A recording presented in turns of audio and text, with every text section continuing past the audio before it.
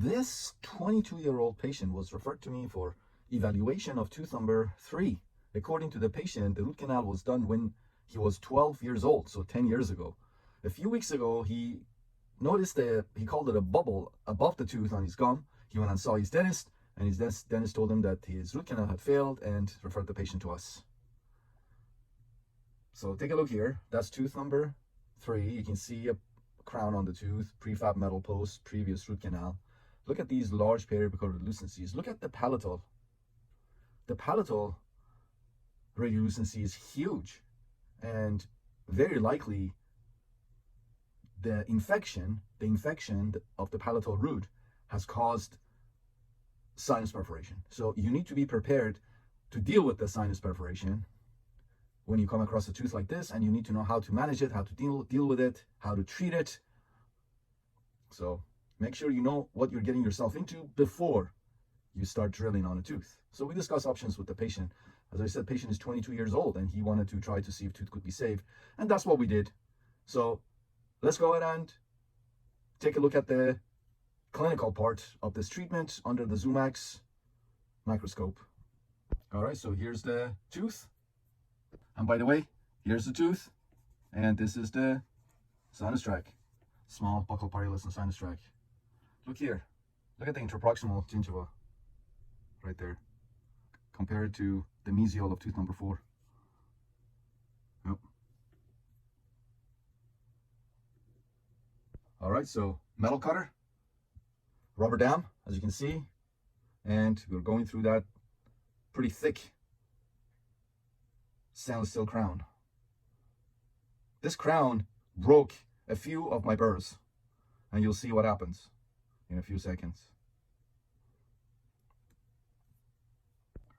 Yep, my burr broke. I'm still trying to cut with it. It cut the sides. There's still a little bit left. So I'll have my assistant give me another one, and that one breaks too. Darn, stainless steel crown was so thick. Anyways, we're making our endo access. All right, now I switch to long number 4 round, because the other metal cutters, they kept breaking. So I'm like, let's try something different. And that is working better for me, as you can see. All right, now I'm pretty much right now troughing around the metal post, trying to expose it. You can see the metal post right there.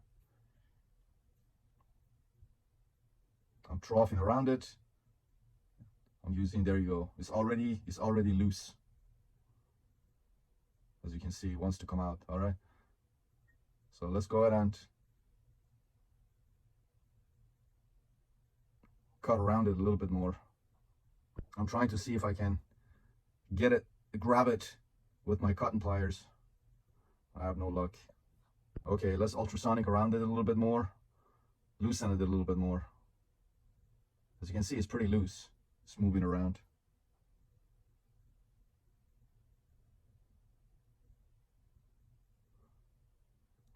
All right, let's see if we can grab it now. Let's see if we can grab it now. All right, get in there. Is it coming out? Come on. Come on out.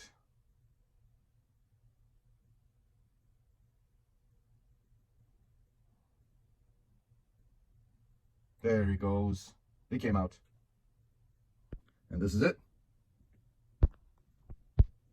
Right here. All right. Let's just go ahead and clean up the endo access. Make it more user-friendly. Open it up. Trough for an MB2. I'm using a diamond burr here. End cutting diamond burr. As you can see, MB2 is right there. I didn't even have to look for it. I troughed a little bit. I removed a little bit of the dentinal bridge on the mesial, and the MB2 was hidden right underneath that dentinal bridge. I'm smoothing out the pulp chamber walls. As you can see, there you go. Let's get rid of all this gutta percha You can see the color of gutta percha. So that tells me that while this dentist probably was doing this root canal on this 12-year-old at the time, he's 22 now, but the root canal was done when he was 10 years old. He must have not used rubber dam. And you can see the color of the gutta percha. I'm just cleaning, removing the extra bits and pieces, as much of the gutta percha as I can with my endo explorer. And my assistant, as you can see, is suctioning.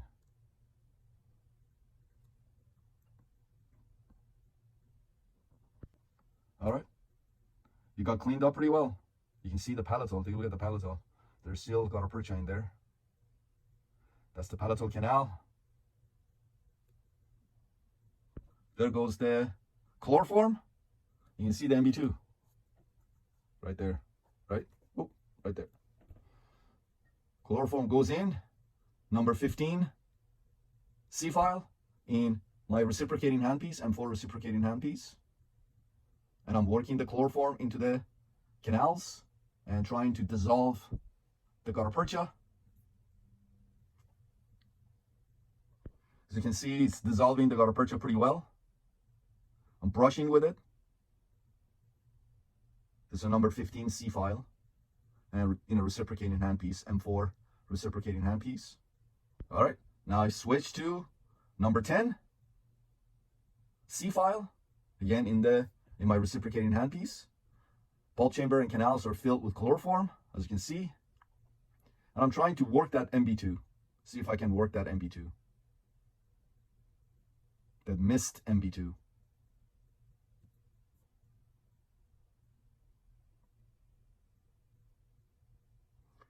Adding more chloroform. And then back I go with now 08 C file. And again, trying to work that MB2. It's kind of bending. It's bending my files. I don't like it.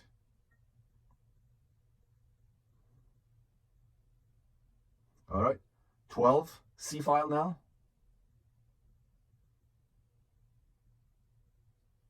Okay, let's go ahead and get the working lengths. Find apex locator by 8 teeth.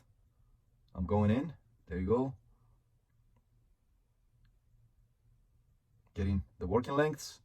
I got patency in MB1, distal buccal and palatal. I still need to work on MB2. So we're getting the working lengths right here. I'm going to hand this over to my assistant to read the measurement and give me the working length measurement. All right, switch to number 20 flare file. Let's just flare these canals up, open them up a little bit more. And you can see, soon you'll see I'll be using it in a brushing motion. Right now I'm trying to open up the orifice of the MB2.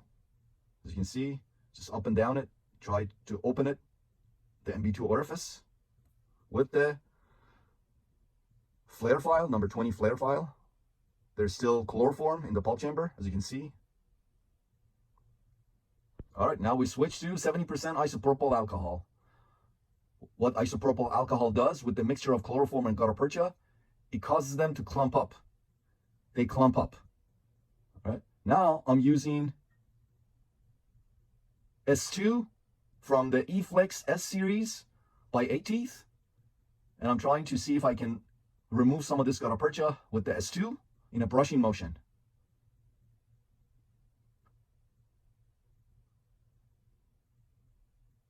With isopropyl in the canals and the pulp chamber, of course. Here I'm using a cotton pellet soaked in isopropyl alcohol to just clean the tooth up. A clean environment is very important. Just wipe everything down. All right, so here I'm using my endo explorer, trying to remove the bulk of the gutta percha. You can see it's coming out bits and pieces at a time. That's the palatal canal. There's still lots of gutta percha in there. So I am not done with removal of gutta percha from these canals. I'm not satisfied. There you go. Big chunk came out from the palatal canal. There you go. Another big chunk. Another chunk. All right, so here I'm using my endo handle. There is a number 40 H file attached to it, endo handle, and I'm trying to grab these bits and pieces of gutta percha and just remove them. You can see in a brushing motion. You see that fluid in the palatal? Yep, that is the sinus fluid. So remember, we knew that there'd be a sinus perforation. We already knew that because of how large that infection was. We knew that there'd be sinus perforation. So what you see is mixture of maxillary sinus fluids and pus, purulent discharge. All right, here I'm using 6% hypo. You can see the orifice of the MB2 right here.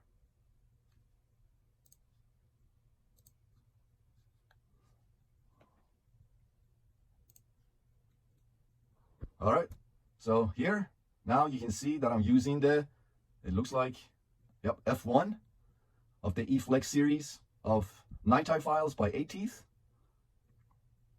And I still haven't gotten patency on the MB2 canal. I'm still working on the MB2 canal. All right, let's go ahead and irrigate again with 6% hypo.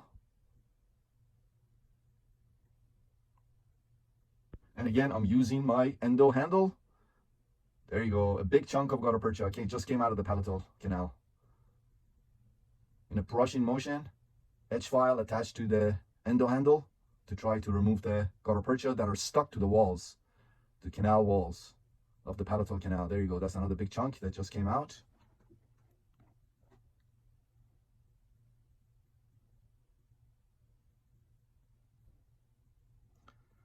Remember, the apical diameter of the palatal canal is so large. The apical diameter of the palatal canal is probably 100 or more, but I'm still using 6% hypo. See that? This is 6% hypo, and I'm still using 6% hypo. Look at all the discharge that is coming out of the palatal canal. I'm right now irrigating the MB1 and the distal buccal. But when I go into the palatal canal, the irrigation causes the discharge, purulent discharge, and sinus fluids to leak back into the canal, the palatal canal. All right, so here we go. The next NiTi file in the E-Flex S series, going to working length, and my assistant is cleaning the flutes, so I can go back into another canal. Very good. All right, irrigation again with 6% hypo.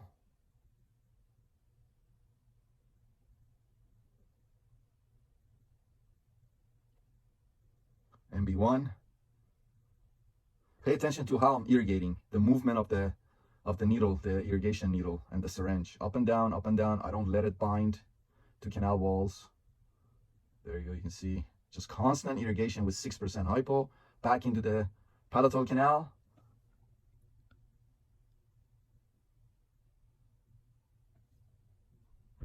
You can already see how clean this tooth is, the canals are. All right, let's work on the MB2. So this is a number 15 now. Actually, I'm sorry, it's not a number 15, it's an 08C file. 08C file trying to get patency in the MB2 canal. All right, there's a slight curvature,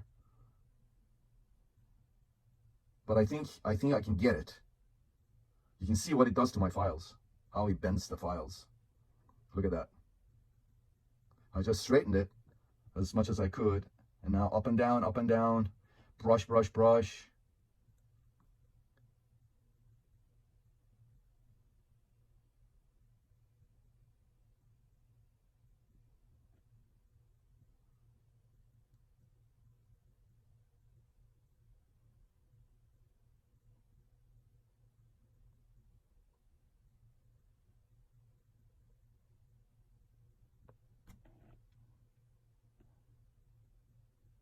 All right, there you go.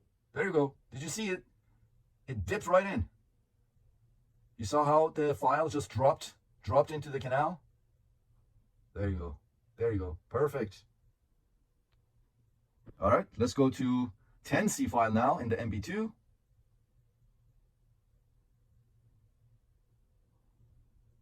Reciprocating handpiece.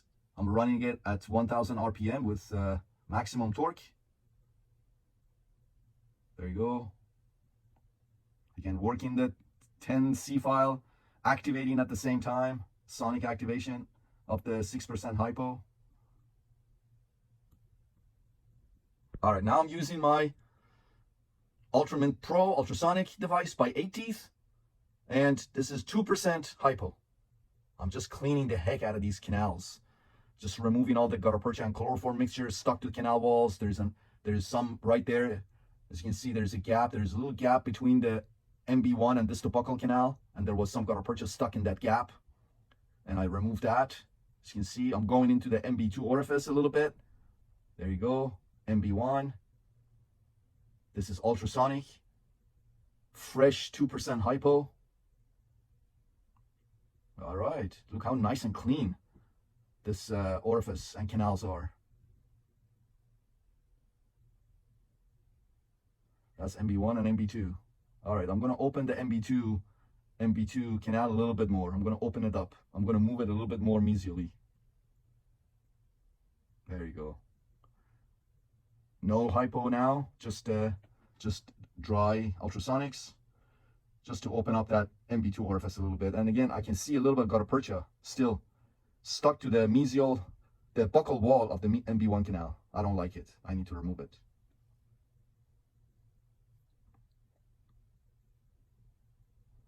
Okay, there you go.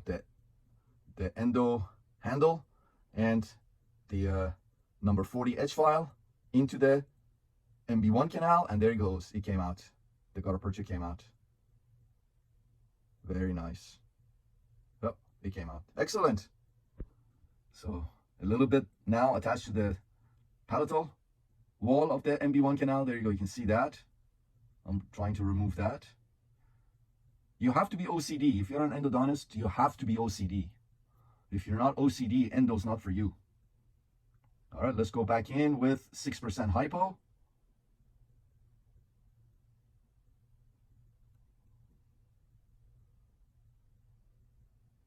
All right, the next NiTi file in the eFlex S series by 8 Teeth, going to length, perfect.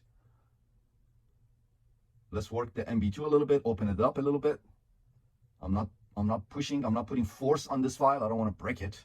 I just want to open the orifice a little bit. You can see I'm brushing with the tip of it a little bit, just to open up the MB2 orifice. And again, 6% hypo. As you can see, we're constantly irrigating with 6% hypo. All right, let's go back into the MB2 with a 10C file now, attached to my reciprocating handpiece. Let's open it up. There you goes. Perfect. All right, let's open this baby up. There you go. I got a catch, and I'm in it. I'm in the canal. Excellent. Again, I saw a little bit of gutta percha in the palatal canal, and I'm back in with the endo handle and the number 40 edge file. See how I'm going between, like I'm doing a little bit, I'm doing the MB2, then I see a little bit of something in the palatal canal, I address that, then I go back to the MB2. See how I do things? There you go. 6% hypo. Remember, again, the palatal canal, the diameter is probably 100, but I'm still using 6% hypo, because I know how to properly use hypo. So there's no, there you go. Wow, look at that huge piece that came out of the palatal canal. There you go. Huge gutta percha piece that came out of the palatal canal. There you go. Wow. Big piece that was stuck in the palatal canal, was driving me crazy, and it came out.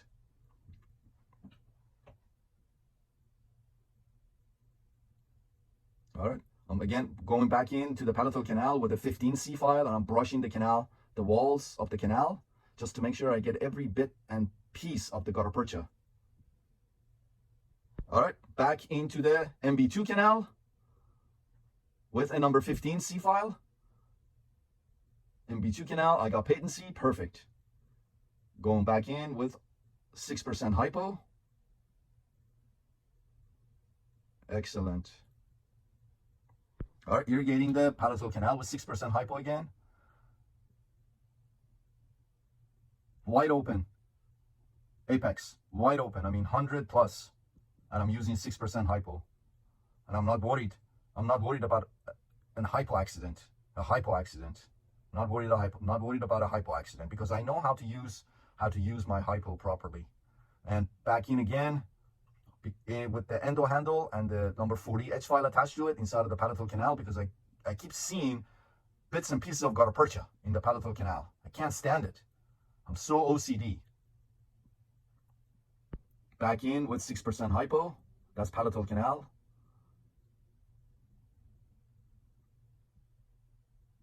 All right, let's instrument the MB2. That's the F1 of the E-Flex S series by 8 teeth. And I'm trying to file the MB2 canal. I pretty much now skip the S1. The S1 is so flimsy. The apical few millimeters of it is so thin, and they're very prone to fracturing in the canal. So I just skip to the S2 file. I don't use the S1. Again, 6% hypo.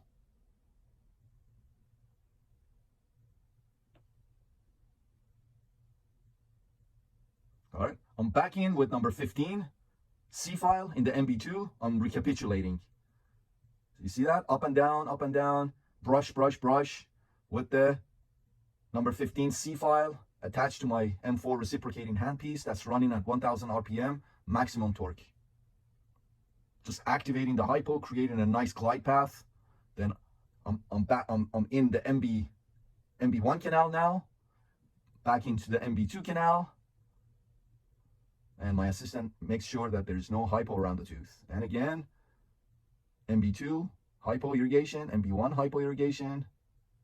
You can see I'm injecting hypo in the MB1 canal, and I can see debris coming out of the MB2 canal. So that tells me that the MB1 and MB2 are connected.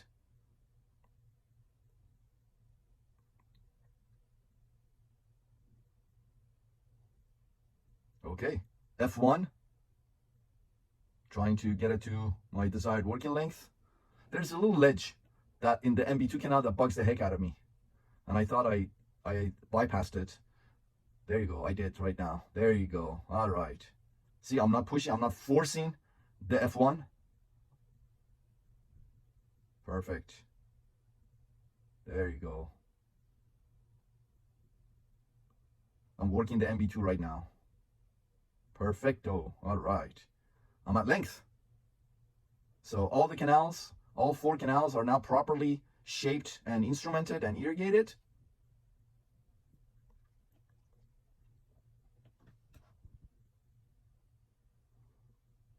All right. See, I used my microsuction in the MB1 and hypo drained out of the MB2. So that tells me that the MB1 and MB2 are connected. Let's go back in with the 6% hypo again. Distal buccal now, palatal now.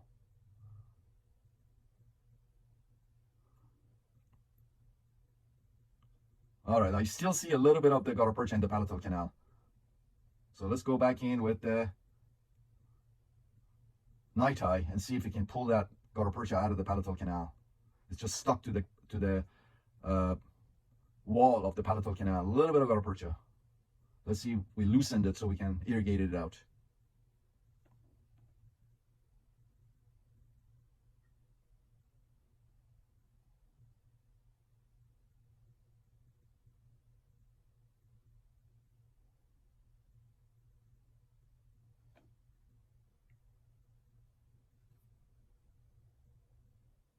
Constant irrigation, as you can see. We're irrigating constantly with 6% hypo.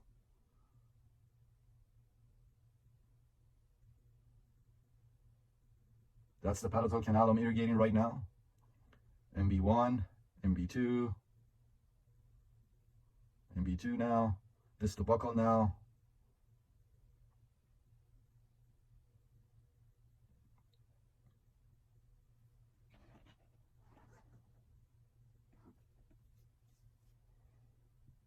All right, I'm fitting right now. So what I'm going to do now is I'm going to cone fit MB1 and MB2 joint, right? So I'm going to cone fit MB1, and then I'm going to inject thermoplasticized gutta percha in the MB2 canal and distal buccal canal. So I'm not going to use master gutta percha cone in the MB2 and distal buccal canal. So as you can see, I'm cone fitting. And the reason I don't use the injection technique in the MB1 and MB2 is because MB1 and MB2 join. If I've noticed that when the two canals join and I inject thermoplasticized gutta percha, I'm usually short. My obturation comes out short because the two canals join, and that messes up my injection, thermoplasticized gutta percha injection. So right now, I'm just gonna cone fit in the MB1. I'm gonna fill that to working length, and then I'm gonna use my gutta percha gun, Obtura gutta percha gun, and I'm gonna inject thermoplasticized gutta percha in MB2 and the distal buccal canal. And you'll see how I am going to handle. That's 70% isopropyl alcohol as my final rinse, by the way. And you're gonna see how I'm gonna handle that sinus perforation in the palatal. Microsuction. You can see a microsuction out of MB1, and MB2 is draining too. That means they join distal buccal. All right.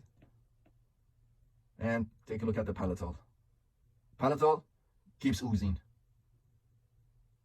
It just keeps on oozing. Remember, the apical diameter of the palatal root is probably over 100. It's wide open. See? Now it started to bleed a little bit. Yeah, that is sinus perforation caused by that large infection. All right. Sterile paper points to further dry the canals. One goes in MB1 and another one in the MB2. And this is another way you can make sure that MB1 and MB2 join. See, the MB2, the paper point in the MB2 didn't go to length because it hit the paper point in MB1, of course, because they join apically. And again, you can see bleeding from the palatal canal due to maxillary sinus perforation. All right, sealer goes in. I'm using a sterile paper point to coat the canal walls of the MB1, MB2, and distal buccal with sealer.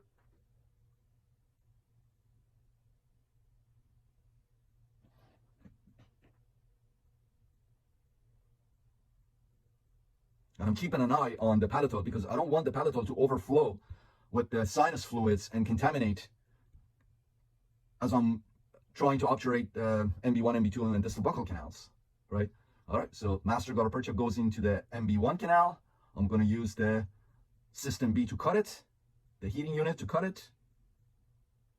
There you go. I'm cutting it with the System B. My assistant has her suction there to get rid of the smoke, and I'm packing it apically, condensing it apically. Very good. And again, you can see some of the sealer coming up out of the MB2 as I'm condensing the MB1 gutta percha and the MB1. And again, I'm keeping an eye on the palatal canal, making sure that it doesn't overflow and contaminate my hard work. All right, gutta percha gun goes into the MB2. Don't do this.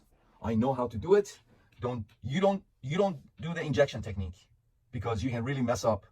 A lot of gutta percha can get extruded out of the canal if you don't know what you're doing. So I may make it look easy, but it's not easy.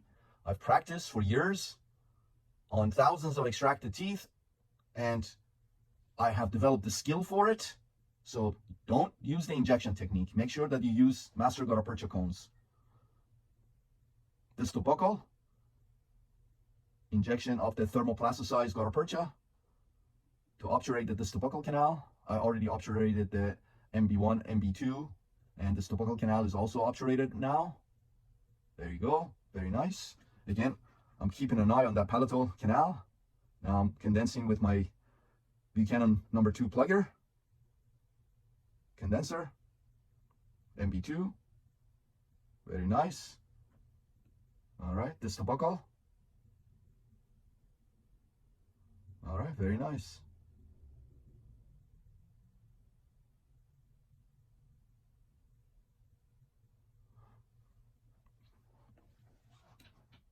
And palatal, as you can see, still oozing.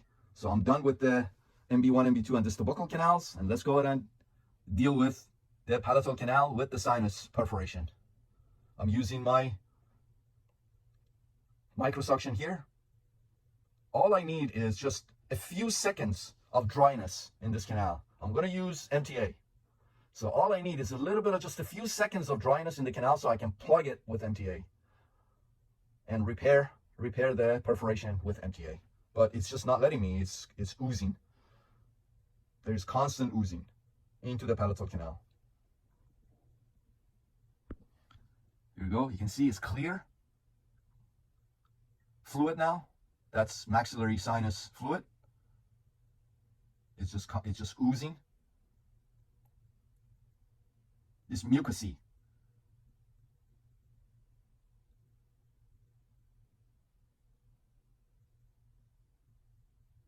Yeah.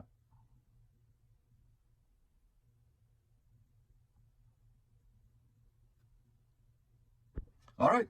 So I told my assistant, instead of mixing the MTA powder with the MTA liquid, just go ahead and give me MTA powder. And I'm going to use the sinus fluid and make my own mixture of concrete, of MTA and the fluid from the maxillary sinus. That's the only way. There you go. There you go. That's just MTA powder. That's the great thing about MTA. You can use it in any environment. You can use it in blood. You can use it in cases such as this, where you're getting maxillary sinus fluid coming into the canal, and you can just mix it with anything and it'll set. There you go. All right. All right, I'm asking my assistant to give me more MTA. It's working.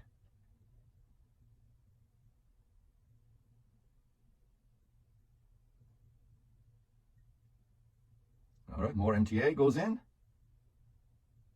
Now this is a mixture now. That's MTA mixed with the MTA liquid. You can mix it with anything. You can mix it with hypo. You can mix it with chlorhexidine. You can mix it with lidocaine. You can mix it with sterile saline. There you go. Now what I'm going to do is I'm basically going to obturate the entire length of the palatal canal with MTA. And my assistant keeps giving me MTA. That's the MTA carrier. And I'm condensing the MTA into the palatal canal. There you go.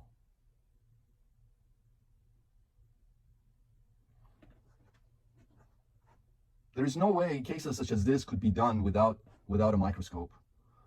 I'm working under a surgical operating microscope. There is no way that a clinician can do it as in a high standard that I'm doing now.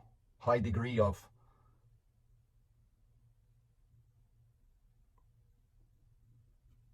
more MTA is going in.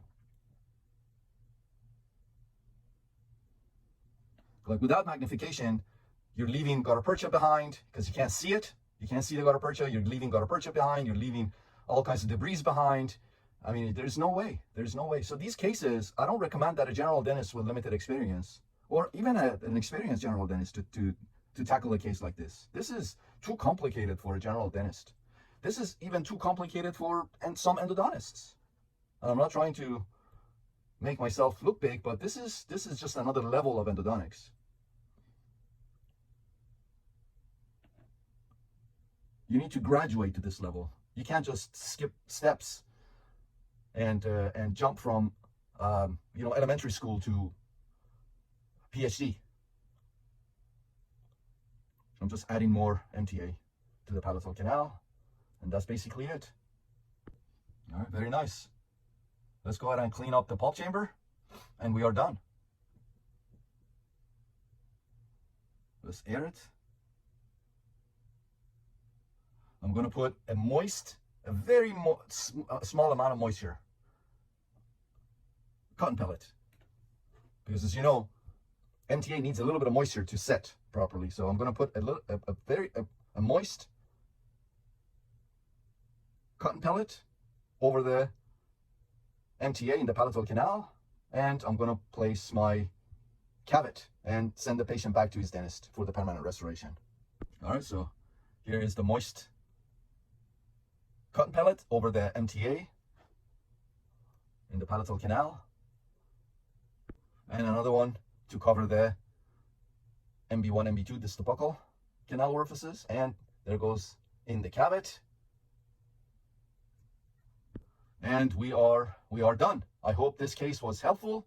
I hope you learned from it. Make sure to follow, share, like, subscribe to my YouTube channel, and we'll see you in the next video. And here's the post-op.